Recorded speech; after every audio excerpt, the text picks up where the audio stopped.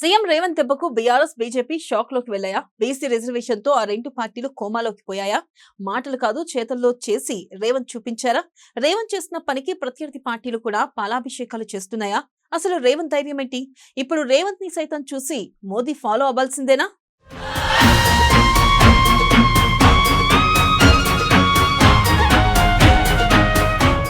బీసీలకు మేలు చేస్తున్న కాంగ్రెస్ ప్రభుత్వం, బీసీ రిజర్వేషన్ మాట నిలుపుకున్న రేవంత్, పంచాయతీ ఎన్నికల్లో 42% బీసీ రిజర్వేషన్, తెలంగాణ మోడల్ను అనుసరిస్తున్న మోదీ, లీగల్ ఇబ్బందులు రాకుండా రేవంత్ చర్యలు, కేసీఆర్ అధికార వేటలో బలైన బీసీలు.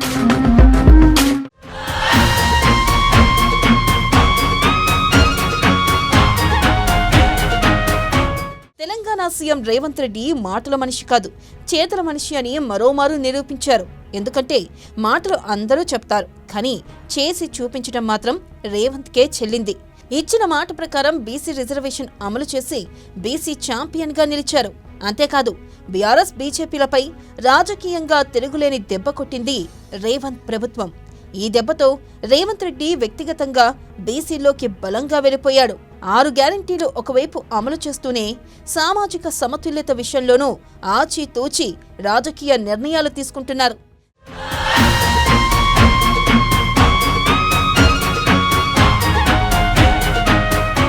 సీఎం రేవంత్ రెడ్డి అడుగుల్లో, ఆలోచనలో పగడ్బందీ వ్యూహాలు, పరిణితి కనిపిస్తున్నాయి. ఇక మొదట్లో తనను లైట్ తీసుకున్న ప్రత్యర్థి పార్టీలకు వరుస షాకులిస్తున్నాడు. కులగణన, బీసీలకు 42% రిజర్వేషన్లు రేవంత్ రెడ్డిని ఖచ్చితంగా బలోపేతం చేశాయి. ఇక ఎంతగా అంటే పంచాయతీరాజ్ ఎన్నికల్లో 42% బీసీ రిజర్వేషన్ల కోసం ఆర్డినెన్స్ తీసుకురావాలని కేబినెట్ నిర్ణయం తీసుకోగానే ప్రత్యర్థి పార్టీకి చెందిన కవిత టీం సంబరాలు చేసింది. ఇక్కడ ఒకటి మనం ఆలోచించాలి. మా గెలుపు అని ఆమె క్రెడిట్ తీసుకున్నారు. అయినా సరే సీఎం రేవంత్ రెడ్డి నిర్ణయానికి ఆమోదం చెప్పి బేష్ అని మెచ్చుకున్నట్టయింది. ఇదిగో బీసీల కోసం రేవంత్ రెడ్డి ఈ నిర్ణయం తీసుకున్నాడు అని ఆమె కూడా జనానికి చెప్పినట్టుగా అయ్యింది.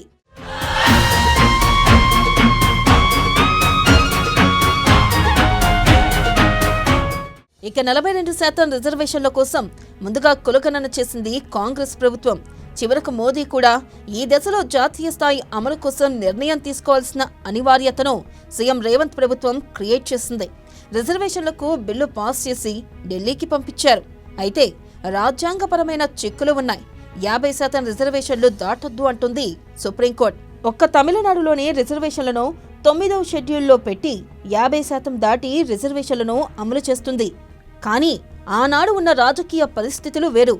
కానీ రేవంత్ ప్రభుత్వం బీసీలకు సామాజిక న్యాయం దిశలో తన సంకల్పాన్ని బలంగా ఆవిష్కరించినట్టయింది.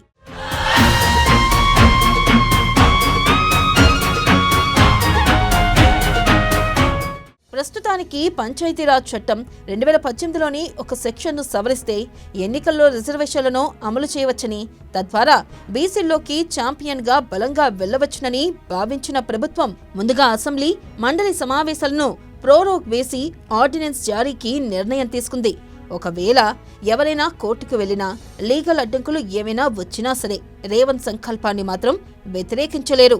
ఆ కేసులు కూడా పడకుండా కేవియట్ వేయబోతున్నారు.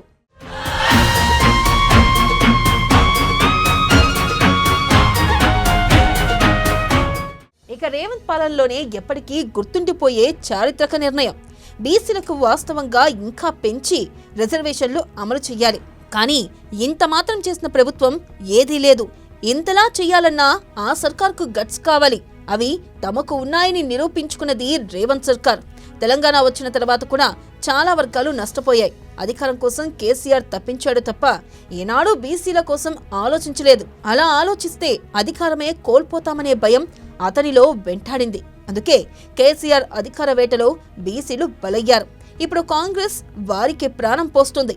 ఇక దీన్ని కాదనేవాడే లేడు. రేవంత్ పరిపాలనలో చెప్పుకోదగ్గ అంశాలలో బీసీ రిజర్వేషన్లు ప్రధానంగా నిలిచిపోతుంది.